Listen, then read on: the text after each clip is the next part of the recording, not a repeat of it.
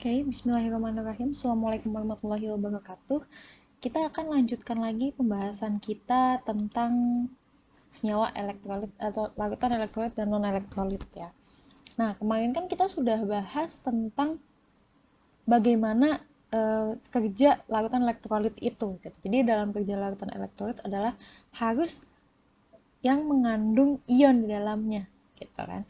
Larutan elektrolit itu adalah larutan yang memiliki ion yang bergerak bebas di dalamnya sehingga bisa mengalirkan elektron sehingga dapat menghasilkan atau dapat mengantarkan listrik. Tuh. Lalu pertanyaan selanjutnya adalah mengapa sebagian zat dapat menghasilkan ion dan sebagian lainnya tidak? Tuh. Kenapa akhirnya ada zat yang mengion, ya terionisasi, ada yang tidak terionisasi, dan akhirnya menyebabkan ada zat yang termasuk elektrolit dan non-elektrolit. Ya. Nah, ini ada beberapa faktor ya di sini. Yang pertama adalah suatu larutan elektrolit ini ditentukan oleh jenis ikatannya. Ya. Ketika kita membahas tentang jenis ikatan ya, jelas di situ ada ikatan ion dan ikatan kovalen. Masih ingat ya? Masih di materi semester lalu, ikatan kimia ada ikatan ionik dan ikatan kovalen. Senyawa-senyawa yang berikatan ionik itu namanya senyawa ion, senyawa yang berikatan kovalen namanya senyawa kovalen. Nah, jadi suatu senyawa bisa dikatakan elektrolit atau non-elektrolit itu juga ditentukan oleh jenis ikatannya. Ya, kita mulai dari senyawa ionik di sini ya, senyawa ion. Untuk senyawa ion ini ada 3 macam ya. Bisa kita lihat ini susunan ion. Dalam yang A ini adalah kristal ya padatannya, lalu ini lelehan, jadi dari padat dipanaskan nanti meleleh, nah itu namanya lelehan. Lalu ada juga yang padatan ini diambil sebagian dilarutkan ke dalam air, namanya adalah larutan ya. Kalian bisa lihat di sini ada susunan ion-ion di dalam kristal, di dalam lelehan, dan di dalam larutan ya. Jadi kalau di dalam kristal di sini padat nih, ion positif negatif segala macam nempel. Tapi kalau di dalam lelehan ini nih masih agak lebih renggang daripada di kristal. Nah, di larutan ini ada yang putih-putih ini pelarutnya ya atau air. Ini ada ion positif, ion negatif, positif, negatif masih di semuanya nyebar. Ya. Ternyata dalam daya hantar listriknya bisa kita lihat di sini. Padatan di sini non-konduktor. Konduktor itu kan bisa menghantarkan listrik. Ternyata padatannya non-konduktor, tidak menghantarkan listrik ketika bentuknya adalah kristal. Nah, tapi dalam lelehan dan larutan ini konduktor, dapat menghantarkan listrik. Maka untuk senyawa-senyawa ionik, ya, lelehan dan larutannya dapat menghantarkan listrik. Nanti kita akan bahas lebih lanjut di elektrolisis di kelas 12. Ini kenapa dalam senyawa ion, lelehan, dan larutan aja yang bisa dielektrolisis. Gitu ya. Nah, ini contohnya, contoh senyawa ion ada NaCl, MgBr, 2. Ini adalah senyawa-senyawa ionik.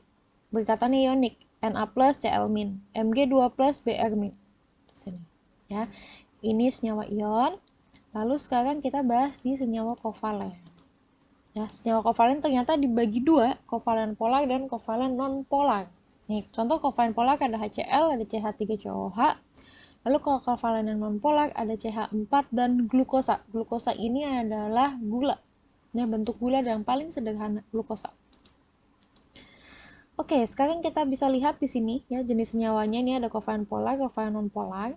Lalu ada padatan, lelehan, dan larutannya. Ternyata yang bisa menghantarkan listrik hanya larutan kovalen polar.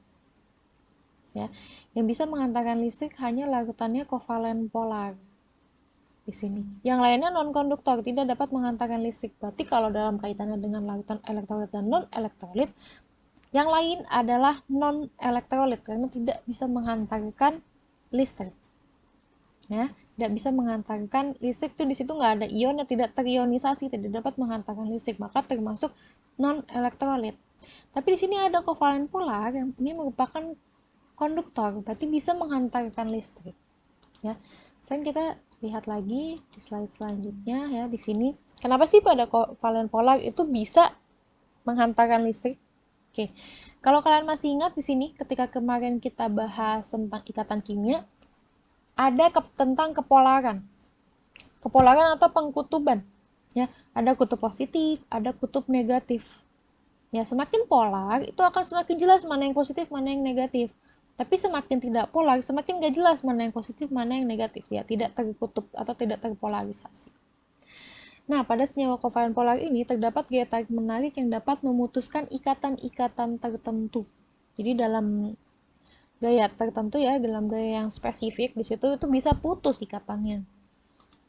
Nah, perhatikan, tidak semua senyawa kovalen polar tergolong elektrolit. Nah, tapi di sini juga ya, tidak semua senyawa kovalen polar tergolong elektrolit. Nanti kita akan melakukan uji daya hantar listrik nanti namanya. Untuk menentukan apakah suatu senyawa ini merupakan larutan elektrolit atau non-elektrolit. Elektrolit pun dibagi ya, ada elektrolit kuat dan elektrolit lemah. Itu tentang senyawa kovalen polar.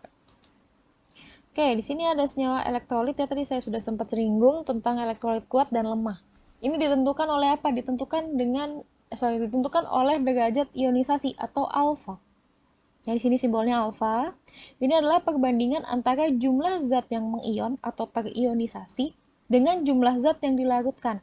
Misal, zat yang dilarutkan ada 5 gram, tapi ternyata yang terionisasi hanya 2 gram. Berarti derajat ionisasinya adalah 2/5 atau 40% atau 0,4. Nah, derajat ionisasi ini bisa dilambangkan atau angkanya itu bisa dalam persen, bisa juga dalam bilangan desimal antara 0 sampai dengan 1. Itu derajat ionisasi. Ya, kita lihat di sini ya. Nah, nilai alfa itu antara 0 sampai dengan 1. Nah, bedanya apa nih? Nah, ternyata kalau di dalam elektrolit kuat, ini sebagian besar atau semua molekul terionisasi. Ini adalah elektrolit kuat. Dengan nilai alfa mendekati atau sama dengan 1. Ya, kalau nilai alfanya 1, berarti semua terionisasi. Ya, karena tadi nilai alfa adalah perbandingan antara jumlah zat yang mengion dengan jumlah zat yang dilarutkan. Kalau 1, ini berarti kan 100%. Semua terionisasi. Ya, itu elektrolit kuat. Nilai alfanya mendekati atau sama dengan 1. Kalau nggak 1 biasanya 0,9, 0,95, 0,85 itu ke atas itu udah bisa elektrolit kuat. Selanjutnya adalah elektrolit lemah. Nah, ini hanya sedikit molekul yang terionisasi. Biasanya nilai alfa mendekati 0. Ini paling sekitar 20%, 30%, 60%. Itu elektrolit lemah yang mendekati 0. Jadi paling banyak 0,6 kalau nggak salah. Itu udah elektrolit lemah. Ya, nilai alfanya mendekati 0, lebih dekat ke 0 daripada ke 1. Ini nilai alfa. Berarti kan semakin sedikit zat yang terionisasi nih di dalam larutannya. Ya. Lalu ada lagi yang terakhir adalah yang non-elektrolit. Ini tidak terionisasi sama sekali. Ya, nilai alfa sama dengan 0.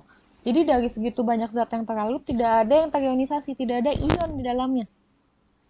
Ya, tidak ada ion dari zat terlarut di dalam larutan. Nah, itu adalah zat yang termasuk non-elektrolit. Oke, untuk di video ini saya cukupkan sampai di sini ya. Selanjutnya kita akan membahas tentang daya hantar listrik. Saya lanjutkan di video selanjutnya. Assalamualaikum warahmatullahi wabarakatuh.